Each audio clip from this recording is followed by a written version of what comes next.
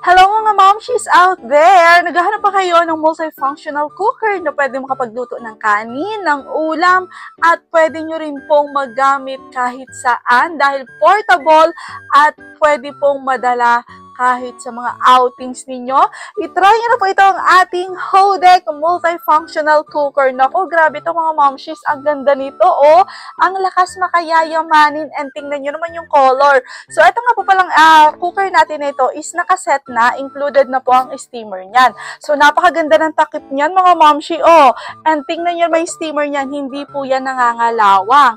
And ito pong ating pinakang pan is non-stick na po yan. And ayan, kung makikita nyo po, straight handle yan. Andito po ang saksakan yan mga madam sirs. And ayan, ito po is meron 2 gear or meron siyang dalawang level ng init. So, low and high po. And meron din siya ditong indicator light. Once na po nag-ilaw yan mga madam sirs, is ready to use na po yan. So, mga madam sirs ko dyan, ano pang hinihintay nyo if naghahanap kayo ng maganda at quality na cooker, itry nyo na po itong Hodek Multifunctional Cooker natin.